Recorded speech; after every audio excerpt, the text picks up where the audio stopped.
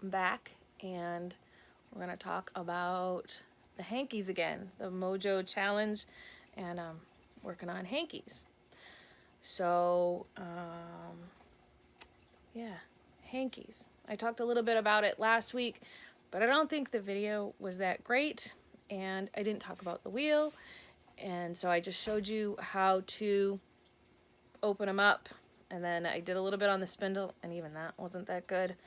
So this week I'm going to do, I'm going to run through the whole thing all over again. So I'm going to put my coffee down. Been one of those mornings, folks. Like every morning. Okay. So this is a bunch of hankies, and this is just some that I pulled off of a stack that I had. And you can sort of see right at the edge there that there's all these little bits and pieces. And so what I want to do is pull off just the smallest bit I can. They're made in bunches and then stacked. So there's these 4 corners, and each cocoon that is opened up, they pop it out and pop it out and pop it out. So they just stack them up. And that's what this is. And you can see I even pulled a little one else off. And what you're getting is probably more than just 1 cocoon. This looks like it's probably 2. But anyway, you kind of see the hanky, and it's sticking to my hands. I swear I use lotion. There's your hanky. And we're gonna pop a hole right in the center. Again, right in the center. And then my hands are in it, and I'm gonna pull. You see, pull, pull, pull, pull, pull. And that attenuates it. And then I usually just stop. You can just keep pulling until it breaks, but I usually stop, choose a point, and then I've got this long bit. And then you can continue to attenuate it, but I like to do a lot of that at the wheel or the spindle. And then roll it up. And you don't want to roll it up in too tight of a bundle. If you roll it up in too tight of a bundle, or you put too much in a stack, it just starts to stick to itself. And if you've got a hanky there and you're using it, you can see that it's sticky. And you can't really necessarily tell on a video, but it does really just want to stick to itself. So I wouldn't make your little rolls too big. This is 1 set of hankies, and this is enough. And I would make, some of these and set them aside, or you can do it as you go. But you don't want a ton of hankies all rolled up, because they will just stick to one another, and then it'll be making it a little more difficult for you to spin. So I'm going to set that aside because I have better prepared this time. And I've got this spindle started. And this spindle is one of my favorites. It's from one of my favorite companies that makes spindles. Can you see that on the bottom? This little thing right there? That is the little Cascade symbol. It's the Cascade Spindle Company. And I have loved their spindles since I first started business. This was the first company that Spunky Eclectic got in as something that we distributed for them. Not really we distributed for them. It was something that we bought wholesale, and then we resold it.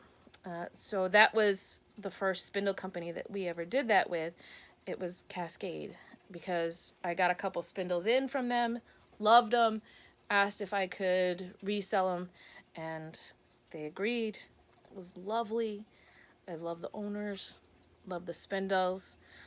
Shuksan is the name of this particular style, and they're all named for mountains in the mountain range.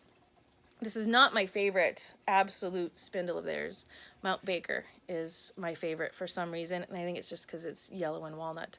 But I like the Shuksan too, and it works really, really well. Anyway, so I get it going, and then I draft. And your hands have to be pretty far apart on this. Notice how far apart my hands are? And I don't know if you can hear the fibers moving. They make a little crunchy sound when they move. And I know I've got the turtle waterfall in the background here, and you can't always hear things because of that, especially when it's really light noises like this. But trust me, they make a little crunchy sound, little shook, shook, shook as you draft.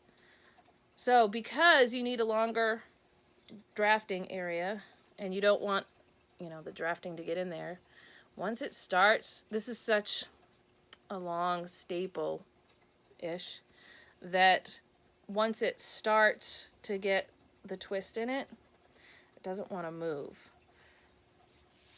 So you want to make sure that it doesn't have twist and you've got your hands far enough apart that it can draft out. And one of the things that you have to accept with the tussa hankies is that, I don't know if you can see it. Can you see the little bits? It's not a smooth kind of silk. There's these little, and if you run your hand down, you can really sort of feel them. There's these little bits, particularly right there. I think you can see that red bit pretty well. There's these little bits, and it's just a rougher silk. It's not meant to be super smooth. I mean, you can spin it, but it's one of those things that you need to accept that this is, if you're going to spin it, you can choose not to spin it because that is one of the things about it. It does have little bits. So if you hate the little bits, then this may not be the thing for you. But I think it's worth a try, at least once in a while, to give it a go and see something different, how it works. You can buy a small bag of tussa hankies and give it a go. That's the spindle. I wanted to show you on the wheel as well. I got a little bit started this morning. You can see I left it a little bit fatter for the wheel. Just did. It just happened to be one of those fatter things. And I can do fatter or thinner. I think on the spindle it's a little easier to do, to attenuate it a little bit more because you're doing so much on the fly. So it's just attached into the wheel, and you can see that I've got all this bit here. Get my wheel started, but my hands need to be far apart as well on this. Ooh, and now that I've lotioned my hands, it's really slippery. There we go. My hand slipped just enough that made it so that I couldn't pinch. So you can see that makes it easier to draft. Can you see how far apart they are? It was so far apart that my backhand was off of camera. You couldn't see. That's just it. And for those that are curious, the wheel that I'm using is a shacked matchless. That is one of my main wheels. And this matchless, it's not comfortable to spin like that forever. I was just doing that to show you.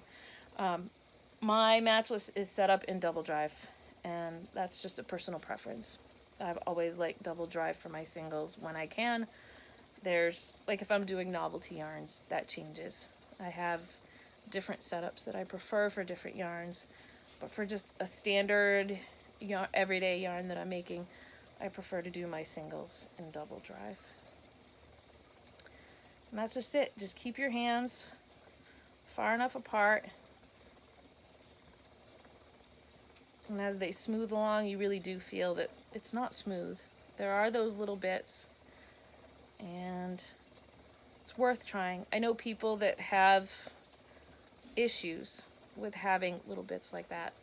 I used to make a lot more bats, and I was making bats with little bits in them, like little tweeds. And I gave one to a friend, and she picked all the little tweedy bits out. Not because she didn't like the looks of it, but because the feel of the tweedy bits and the little lumps and bumps bugged her.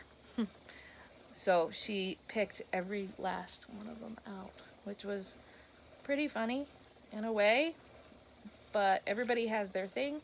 And if you don't like little lumps and bumps, even though I think this is worth a try, just so that you can kind of add it to your repertoire. I've tried hankies and love them, like them, hate them, whatever it is. It's always good to give a new fiber a try. But if you hate the little lumps and bumps, just know that they're there, they're supposed to be there, and they're okay. So, does this give you a good start? I hope this helps you get going me in the challenge. I'd love to have more people in the challenge. And you know, I forgot, I did post these videos on YouTube, and I will post this one sometime later today on YouTube, but I keep forgetting to check comments. So I'll try to remember to check the YouTube comments and look on Ravelry and Facebook. And there's a post already down there in my Instagram regular feed. So if you guys want to post to that, you can. And hopefully I'll see you next week. Bye, guys.